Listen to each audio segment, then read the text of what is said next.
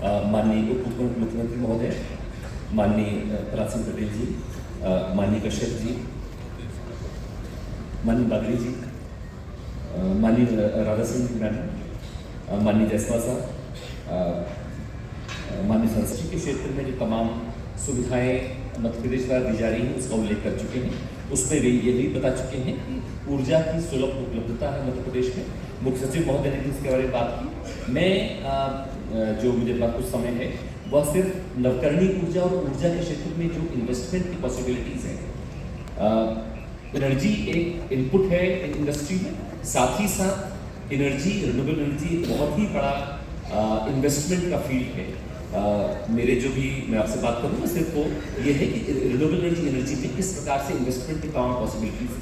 विशेष तौर पे जो माननीय प्रधानमंत्री महोदय ने रिन्यूएबल एनर्जी पे जो जोर दिया है, जो ग्लासगो में उन्होंने 500 गीगावाट का लक्ष्य देश के लिए रखा है, उसकी वजह से हमारे देश में, हमारे प्रदेश में संभावनाएं हैं। पिछले 12 साल में हमारे राज्य में नवकरणीय ऊर्जा करीब 12 गुना बढ़ा, जहाँ 500 मेगावाट से भी कम थे 2012 में, आज की तारीख में हम करीब 6500 मेगावाट में हैं। पर उससे भी ज़्यादा महत्वपूर्ण ये है जो आप अब देखेंगे कि हमारे आगे आने वाले सालों में कितना ज़्यादा महत्वाकांक्षा कितनी ज़्यादा है, हमारा एम्बिशन कितनी ज़्यादा है।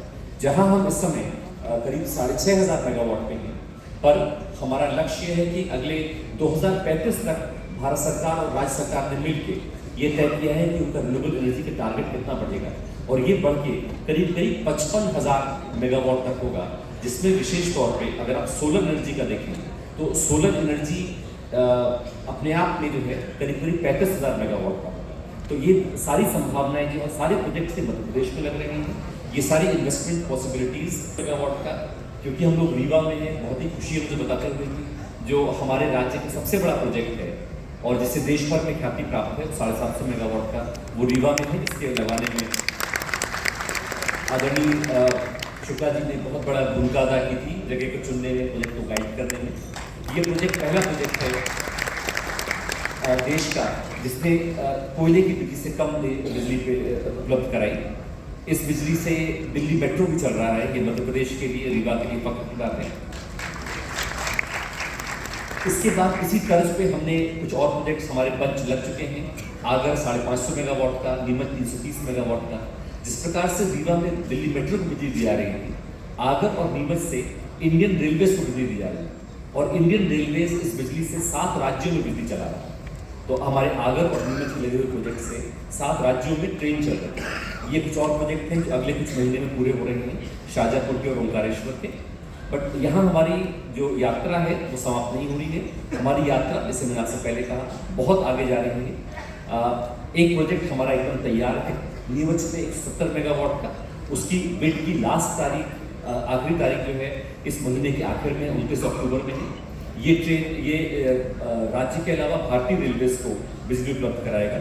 इसमें पूरी ज़मीन, इसमें सारी सुविधाएं हम लोग डेवलपर्स को दे रहे हैं। पूरी लैंड ज़मीन जो है हम लोगों ने आइडेंटिफाई की हुई है, हमारे पास है। इसका इवैक्यूएशन की तैयारी हो चुकी है। जो एग्रीमेंट साइन किए जाने हैं वो तैयार हैं। रोड, पानी की सुविधाएं, सब कुछ उपलब्ध है। 12 महीने का समय दिया जा रहा है और इसकी आखिरी तारीख 29 अक्टूबर है।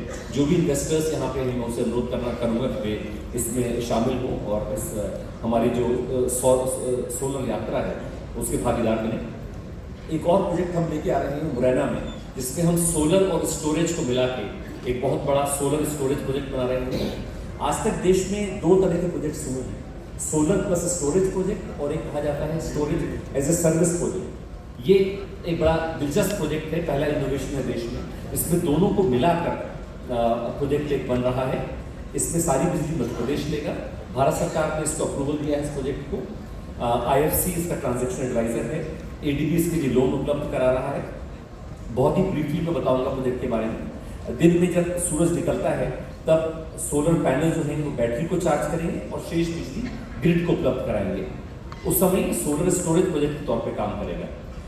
और उसके बाद जब रात हो जाएगी तो हम बिजली सप्लाई करेंगे बैटरी को, और उससे हमें सुबह के समय बिजली मिलेगी। तो 2 अलग अलग तरह से काम करेगा।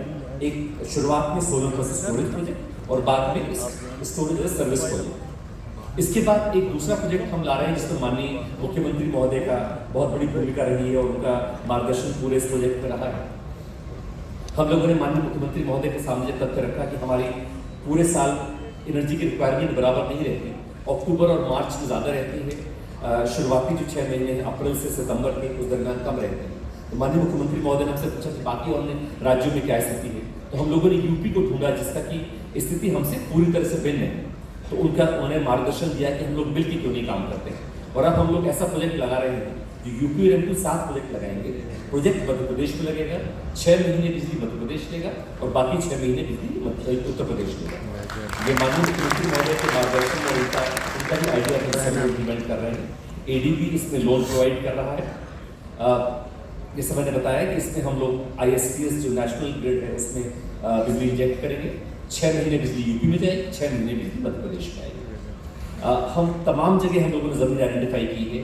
आगर और धार में, अशोकनगर, भिंड, शिवपुरी, सागर, सतना, हम लोग जो काम कर रहे हैं और बाकी राज्यों में काम कर रहे हैं उसमें एक फर्क ये है कि बाकी राज्यों में आमतौर पर ये व्यवस्था रहती है कि ज़मीन उपलब्ध करा दी जाती है डेवलपर को और फिर उसकी जिम्मेदारी है ज़मीन डेवलप करे, ये ढूंढे कि किसी को बिजली बेचे वगैरह।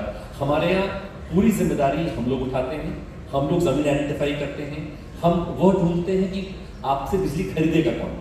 हम प्रोजेक्ट डॉक्यूमेंट्स डेवलप करते हैं, आपको बस हम जो प्लग एंड प्ले का जो परफेक्ट मॉडल है वो हम लोग लागू करते हैं। हमारी पूरी व्यवस्था है ज़मीन की, इवैक्यूएशन की, आपको सिर्फ पैनल लगाने हैं और आपको बिजली इंजेक्ट करनी है। जिसको बिजली बेचनी वो भी हम लोग तय कर रहे हैं। रीवा प्रोजेक्ट में, रीवा प्रोजेक्ट की बिडिंग के समय तय था कि दिल्ली मेट्रो और भारतीय और मध्य प्रदेश सरकार बिजली खरीदेगी।